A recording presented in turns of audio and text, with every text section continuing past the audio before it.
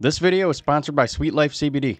Sweet Life's premium CBD products are trusted by riders like Freddie Noren and Benny Bloss. Try some yourself by visiting GetSweetLife.com. Use code TMN or click the link in the description to get 20% off site-wide. Hello and welcome to the Motocross Network. In today's video, we got some good stories and an awesome interview, as promised in yesterday's video. We're going to get into Honda HRC rider Colt Nichols, what happened to him in Denver Supercross, and his injury update. We'll also see what Adam Cianciarulo had to say regarding his first podium in years. On the MXGP side of things, we'll be looking at Monster Energy Yamaha rider Jeremy Seewer and his complications in the MXGP of Spain this past weekend. Finally, we'll be speaking with none other than MXGP of Spain 1-1 for first overall finisher in the MX2 class, Red Bull Gas rider Lngenfelder. Don't forget that if you'd rather read the news, all news articles will be posted on themxnetwork.com, link in the description. And if you want to support me directly, you can grab a magazine there too.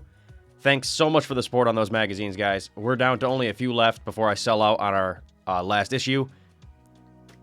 Anyway, let's get straight into the news. Honda HRC rider Colt Nichols had a roller coaster of emotions in Denver Supercross this weekend, coming off a fresh career best finish in Nashville last week with an impressive 4th place finish. Nichols got tangled up while trying to make a move for 3rd place in Denver's 450 main, bringing him down, and he received medical attention for multiple minutes after the crash. Colt Nichols then assured us that he intends on racing the Monster Energy Supercross finale in Salt Lake City this weekend, and that he's fine. Colt Nichols was asked for an explanation and more info regarding his crash in a post-race interview.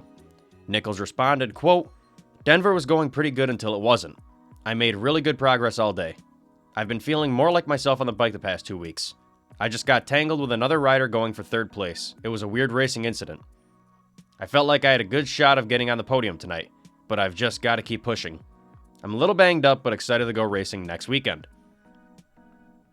I'm glad to hear Nichols is all right. I'd hate to see him get knocked out of contention again this year. Besides him missing a few rounds due to concussion about midway through the season, Colt Nichols has had an amazing and really impressive rookie 450 class season. Hopefully in Salt Lake City, we can see that red bike up on the podium with his teammate Chase Sexton. Alright, our next story is, of course, the impressive return of Monster Energy Kawasaki rider Adam Cianciarulo to the podium. Adam hasn't been on the podium in a 450 Supercross race in over 2 years, so to see him back up there was an emotional moment for him, his team, and of course, race fans. Denver marked a welcome podium return for Adam Cianciarulo as the Monster Energy Kawasaki rider has overcome multiple adversities in his lengthy journey back to a top 3 result in Supercross. Overall, Cianciarulo's day was perfect. He qualified 4th, finished 2nd in his heat race just behind Ken Roczen. To cap off the night with a podium was just awesome. Cianciarulo was asked to comment on his wild journey through injuries over the past couple of years, surgeries, stuff like that, to now getting back to the top of the sport and landing on the podium. He was asked to describe his emotions. Cianciarulo responded, quote, "No, not right now. It's been a wild couple of years for me. Just battling a lot of health stuff. I've just had to dig so deep. There were so many times I was ready to quit or I thought I was done. I really, really mean that. I didn't do a lot of riding in the off season. It wasn't looking good for me. December time, I was like stressing it big time. I haven't been exactly where I want to be this year. I'm used to having pace and being up front, but I haven't had that pace. And that's hard to swallow for me. It was discouraging to start the year. Around Indianapolis, I had to come to Jesus with myself. I said, this is no way to live. I was being so hard on myself. I wasn't talking very nice to myself and wasn't having a lot of fun. I kind of turned it around, and I think it's all about what you notice in life.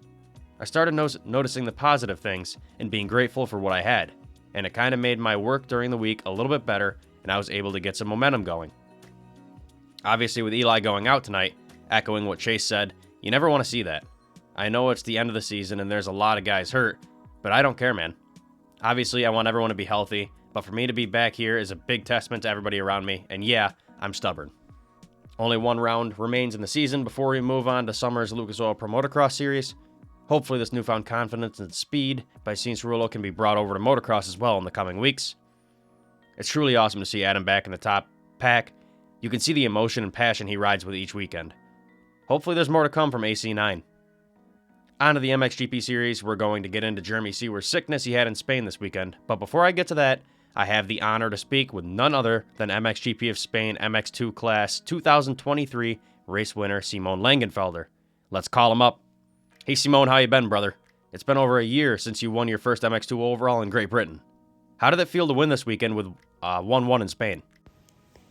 Yeah, for sure. Metterly was a bit more special. That was even my first podium, my first top 5 overall finish in the MX2 World Championship. So yeah, that was for sure very very special. But yeah, although now I won already, now I won Spain, I'm still very happy. Also about my GP in Spain, so it's always special to win a GP. With 1-1 it's even better. I think everything needs to work a little bit together. The starts need to be there, the speed need to be there, no mistakes, and for me everything worked out, so yeah, I'm very happy.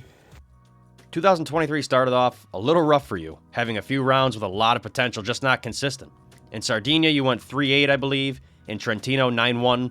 So you previously showed signs of greatness. You just hadn't put it together. Do you think in Spain you finally figured it out? Is this the beginning of a championship title fight for you? Yeah, I took my time to get going. I had some bad luck in the first races with the start crash in Argentina. Then, just put me sometimes in the wrong position, and that made my life quite hard. And I went 9-1 in Arco. Unfortunately, it was not enough for me. For Jeffrey, it was enough. He made also 9-1 and he was on the podium. But in the mixed-2 class, it was unfortunately not enough to get on the podium. But anyway, now in Spain, I was on the podium, so all good. But I'm going from race to race, always trying to do my best, and then we'll see. Not only did you go 1-1 in Spain, but you dominated, especially race 1, winning by 10 seconds and nearly 20 seconds in the second race. What clicked for you in Spain?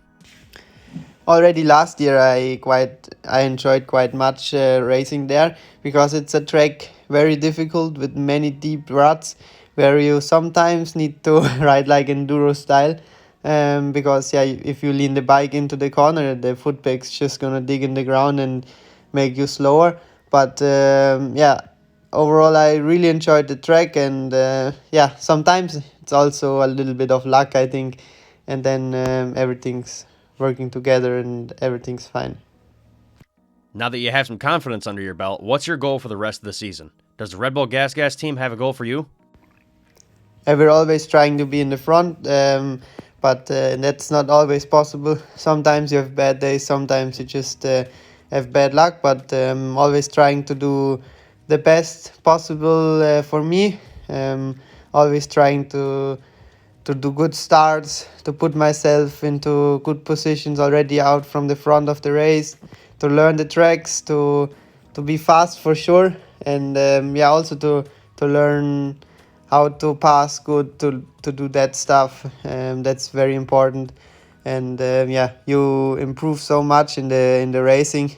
It's the best training, and so I'm already looking forward to going to all the other races this year. I'm really enjoying going to the races, and I think that's for sure a good thing. When you're having fun, you're always doing the best. Well, congratulations, Simon. I mean, you rode more than impressively in Spain this weekend. It's been awesome speaking with you today, and hopefully you'll be on the top of that podium again soon, and hopefully I'll be speaking with you again soon. Thanks for calling in, man. All right, on to Jeremy Seewer. Seewer has been a top contender in the MXGP class for a few years now, and in 2023, we'd expect nothing less. He has shown signs of greatness this year, but nothing like the past few years. Come to find out, he was struggling with some minor injuries, like sprains from training earlier this year. On top of that, this weekend, he had another problem. Jeremy Seewer looked awesome off the start in Spain this weekend, finishing third in the Ram qualifying race on Saturday. On to Sunday, he pulled a hole shot in the first moto. Unfortunately, he would only lead for a few turns, then begin falling through the pack, and end up barely in the top 10. Which leaves you questioning what's going on. In Moto 2, he would repeat his actions, pulling another solid hole shot and falling back, this time to a more impressive 4th or 5th place finish, I believe. So, what was holding Seewer back? Come to find out, he was suffering from food poisoning. Seewer revealed this after the race in a post-race interview, saying, quote, "Well, what can I say? So many positives this weekend and still no results. I woke up with a stomach bug on Sunday morning, as something was wrong with my dinner on Saturday night. Still 2 hole shots and good riding for at least the first 10 minutes. Moto 2 was one of the toughest ones in my life. Looking forward now to the next races.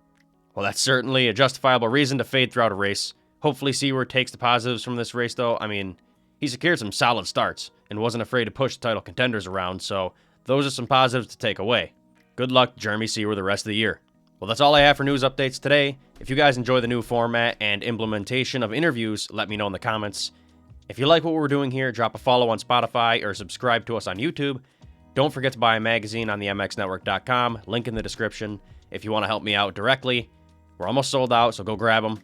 Thanks for watching. See you in the next one.